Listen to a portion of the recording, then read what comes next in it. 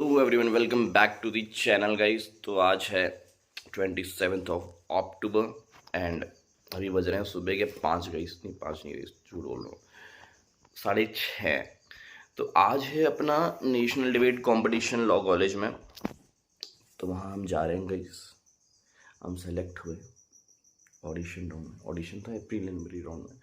तो आज हम जा रहे हैं, अभी निकलना है 7 बजे। कॉलेज से गाड़ी जाएगी तो 7 बजे कॉलेज पहुंचना है। एंड अभी भी नींद आ रही है गई, शक्ल में देख सकते हो साफ। तो आज हमें कुछ ट्रेडिशनल वेयर करना था, वहाँ का ड्रेस कोड था, क्योंकि कॉलेज की ड्रेस नहीं रिवील कर सकते ना, तो इसीलिए हमने कुर्ता पजामा डाला है गई। तो इस चलते मिलते हैं आपको कॉलेज में या वहीं सीधे। तो चलते हैं गई। पहुंच चुके हम कॉलेज। ये बच्चे नहा के आए नहीं है क्योंकि ठंडा लग रहा था इन्हें, लेकिन मैं ही अकेला इंसान हो गई। बच्चों, कैसी है तुम्हारी तैयारी? बस तैयारी बढ़िया है। आप देख सकते हो ये रात को नहाया था और उसके बाद अब उठ के डायरेक्ट आ चुका है बस। तो गाइस 2-3 घंटे का गैप है और क्या चाहिए। और आप गाइस हम जीत के आएंगे एज यूजुअल हर बार जीतते हैं गाइस हम। हर बार जीते हैं। मतलब रील्स में तक आते हैं उनकी हमारे। रील्स में हम ही दिखे, मतलब यार पहचान जाएंगे पहले ही। अरे अरे ये तो वही है। अरे आपके लिए तो आप चीफ गेस्ट के बगल में बैठी है। बगल में नहीं, आपको बोलना है क्या ऑडिशन वाला सीन? आप बोलोगे, आपने ऑडिशन तो नहीं दिया था प्रीलिम्स का। तो जैसा भी देखते हैं, निकलते हैं। बोला तो इन्हें 6:30 बजे निकल जाएंगे यहाँ से, पर कुछ ऐसे आसार मुझे लग नहीं रहे यहाँ पे निकलने वाले। गलत बात है गाइस। चलते हैं, मिलते हैं हम आपको आगे। पहुंच चुके हैं हम उत्तरांचल। अब अंदर जाते हैं, रजिस्ट्रेशन करवाते हैं, देन आपको मिलते हैं। और गाइस इतनी नींद आ रही है ना, बता नहीं सकता। एक तो मैं पहली बार नहीं यार, बहुत बार उठाऊँ, पर बहुत जल्दी उठना पड़ा। और ये हमारे बच्चे आए, बोलो बच्चे। तो गाइस चलते हैं अंदर, रजिस्ट्रेशन करवाते हैं। गाइस मतलब इतनी जल्दी पहुंच गए ना, हम क्या ही बताऊं, पर क्यों पहुंचे गाइस। अभी ये है ना वैष्णव, अच्छा खासा 9 बजे तक आते तो चलता। धीरे धीरे चलो ना, कदम ऐसे रखो कि 9 बजे चुके हैं हम लॉ कॉलेज। ये अपना लॉ कॉलेज।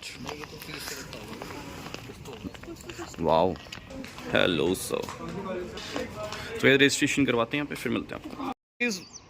बहुत ही खुशी की बात है, इनका 3rd नंबर है इंग्लिश वालों का और हमारा 20th गाइस। गाइस मतलब क्या है तू इतनी पनौत? गाइस 20वां नंबर लेकर आई है लास्ट में हम सबसे, और ये लोग पहले।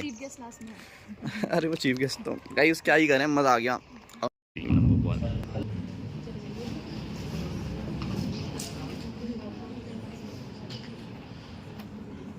While skyscrapers rise in the city due to industrialization, their shadows the cast seem to settle over villages. तो गाइस इन दोनों का हो चुका है हमारे इंग्लिश वाली टीम, क्या नाम है, टीम 1। हमारी कॉलेज की टीम 1 का तो हो गया, पहली टीम का हो गया, दूसरी टीम रही मैं और ये।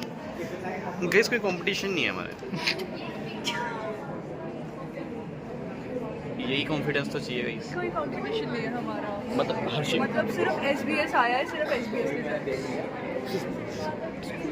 तो गाइस इसने इतनी तगड़ी बोली, आपने देख लिया होगा। अभी शिखा जाके फाड़ देगी, मैं तो सर तो बिना माइक के पोडियम फाड़ देंगे। क्या ही करूँ सर को तो माइक की जरूरत ही नहीं। तो गाइस अब लग रही है, अब लग रही है हाँ। तो गाइस अब जाते हैं लंच करने, आज का इतना ही। अभी जाते हैं लंच करने, उसके बाद हमारी डिबेट स्टार्ट होगी। तो मिलते हैं आपके लिए, लंच करते हैं, फिर से हमारी डिबेट स्टार्ट हो जाएगी, फिर हम जाएंगे गाइस। और ये है इनका मैस। और अब मैं वक्ता F20 और A20 को मंच पर बुलाना चाहूँगी। ना नारी में कोई सीता है कि ना नर में कोई राम मिला, ना नारी में कोई सीता है, ना धरा बचाने के खातिर विष कोई शंकर पीता है, ना श्री कृष्ण सा धर्म अधर्म का ज्ञान किसी में बचा रहा। फिर बोलो कि उस स्वर्णिम युग का क्या अंश बाकी तुम में है, कि किस धुन में रमकर तुम फूल नहीं समाते हो, क्यों तुम स्वयं को श्रेष्ठ बताते हो, क्यों तुम स्वयं को श्रेष्ठ बताते हो। आदरणीय अध्यक्ष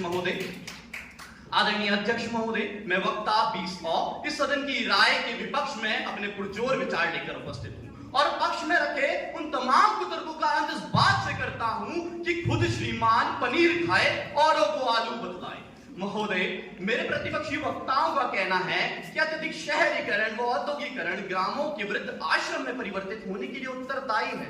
महोदय, यह तो वही बात हो गई कि जिस थाली में खाना उसी में छेद करना। महोदय, भारत देश गांव का देश है और किसी भी देश की उन्नति एवं विकास की परख उसके गांव की स्थिति के आधार पर आंकी जाती है। लेकिन महोदय, देखा जाए तो आज जो गांव की हालत है वो अत्यंत दयनीय होती जा रही है और इसका मुख्य कारण है गांव से शहरों की तरफ पलायन। महोदय, पलायन शब्द सुनते ही हमारे दिमाग में प्रश्न उत्पन्न होता है कि वो आखिरकार है क्या जो इतनी संख्या में लोग अपना देश, अपना गांव, अपना प्रदेश छोड़कर जा रहे हैं।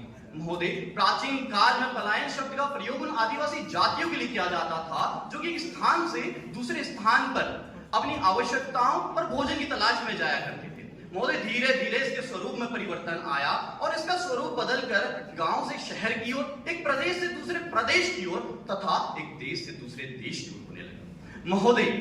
महोदय, बेरोजगारी, महोदय, निरंतर बढ़ती हुई जनसंख्या बेरोजगारी को जन्म देती है और महोदय, गांव के ये सीमित क्षेत्र इतनी विशाल जनसंख्या को रोजगार प्रदान कर ही नहीं सकते और महोदय, यही कारण है कि जो गांव के लोग हैं, वहां के युवा हैं, वो रोजगार प्राप्त करने के लिए, वो शिक्षा प्राप्त करने के लिए शहरों की तरफ पलायन करते हैं, जिससे कि वो अपने माता पिता को, अपने गांव को और अपने समुदाय को एक अच्छा जीवन प्रदान कर सके। लेकिन मेरे प्रतिपक्षी वक्ताओं को तो केवल यही लगता है कि गांव के लोग, गांव के युवा अपने माता पिता को छोड़कर शहरों की तरफ जा रहे हैं। वह महोदय इसीलिए क्योंकि उन्हें गांव में ना ही रोजगार मिल पाता है, ना ही अच्छी स्वास्थ्य सेवाएं मिल पाती हैं, ना ही शिक्षा के सुयोग अवसर मिल पाते हैं, जिस कारणवश वहां के युवा को शहरों की तरफ पलायन करना ही पड़ता है, जिससे वो अपने माता पिता को एक अच्छा जीवन प्रदान कर सके। महोदय, इसी को ध्यान में रखते हुए मुझे कुछ पंक्तियां याद आ रही हैं कि खाली कंधों पर कुछ भार चाहिए, कि खाली कंधों पर कुछ भार चाहिए, बेरोजगार हूं साहब मुझे रोजगार चाहिए। कि खाली कंधों पर कुछ भार चाहिए, बेरोजगार हूं साहब मुझे रोजगार चाहिए। कि जेब में पैसे नहीं है, डिग्री लिए फिरता हूं, कि जेब में पैसे नहीं है, डिग्री लिए फिरता हूं, दिनों दिन रात अपनी नजरों में गिरता हूं। कामयाबी के घर में खुले किवाड़ चाहिए, बेरोजगार हूं साहब मुझे रोजगार चाहिए। नौकरी की तलाश में हमने घर बार सब त्यागा है, कि नौकरी की तलाश में हमने घर बार सब त्यागा है। माँ कहती है घर जाने पर क्या तू रात भर जागा है। सांप सीढ़ी की चयन प्रक्रिया कैसे माँ को बतलाऊं, किस सांप ने काटा, कहां गिरा मैं, कैसे माँ को बतलाऊं, कैसे माँ को बतलाऊं। महोदय, गांव से शहरों की तरफ पलायन कर रहे लोगों का खास मकसद होता है रोजी रोटी। आज महोदय, आजकल हर कोई लोग अपना जीवन सही तरीके से जीना चाहता है और महोदय, हर एक इंसान को अपना जीवन सही तरीके से जीने का हक है। लेकिन महोदय, गांव में औद्योगिक और रोजगार के अवसर न होने के कारण उन्हें शहरों की तरफ पलायन करना ही पड़ जाता है। अगर महोदय यही सुविधाएं गांव में होंगी तो उन्हें रोजगार करने का मतलब ही नहीं बनता है महोदय। लेकिन मेरे प्रतिपक्षी वक्ताओं को तो केवल इतना लगता है कि अत्यधिक शहरीकरण, औद्योगिकरण ग्रामों के वृद्ध आश्रम में परिवर्तित होने के लिए उत्तरदायी है, जिस बात से मैं बिल्कुल भी सहमत नहीं करता। बल्कि मुझे लगता है कि अत्यधिक शहरीकरण व औद्योगिकरण के प्रभाव भारतीय समाज और अर्थव्यवस्था के लिए अत्यधिक महत्वपूर्ण है। महोदय, पहले औद्योगिकरण ने रोजगार को बढ़ोतरी की है, जिससे गरीब और असमर्थ लोगों को रोजगार का मौका मिला है। महोदय, यह गरीबी को कम करने में मदद कर रहा है और आर्थिक विकास को गति देने में मदद कर रहा है और वहीं यह युवा को सशक्त बना रहा है। युवा सशक्तिकरण में भी यह एक अहम भूमिका निभा रहा है। महोदय, अगर युवा सशक्त बनेगा तो वह अपने देश के लिए, अपने समुदाय के लिए, अपने माता पिता के लिए और अपने गांव के लिए एक बेहतर जीवन प्रदान कर सकता है, एक अच्छा जीवन, एक अच्छा भविष्य तैयार कर सकता है। तो अंत में अपनी वाणी को विराम देते हुए कुछ जनपंक्तियां अपने प्रतिपक्षी वक्ताओं के लिए कहना चाहूंगा कि तुल जाने दो तराजू में कि पलड़ा किसका भारी है, कि तुल जाने दो तराजू में कि पलड़ा किसका भारी है। अरे तुम्हें तलवार प्यारी है तो हमें चंद्रकार प्यारी है। धन्यवाद। उनके तो आ चुके हैं, अब देखते हैं क्या होता है। बाकी ये रहे हमारे बच्चे, देखते हैं जीतते नहीं जीतते। ये तो जीतने वाली है। पैसा आधा होगा गाइस आज इसका जी, बंद ही नहीं कर रहे हैं तो बच्चे भयंकर 1 घंटे से सुन रहे हैं। नहीं देखो, सब कुछ एंड हो चुका है एंड अब हम आए थे चाय और समोसे के। तो आज कैसा रहा आपका? ठीक है दोस्त, मज़ा आया? देखो मज़ा आया? कहीं इससे मज़ा इसलिए नहीं आया क्योंकि कुछ मिला नहीं यार हमें। तो गाइस आज का व्लॉग यहीं पे एंड करते हैं। मिलते हैं नेक्स्ट व्लॉग में, तब तक के लिए बाय बाय।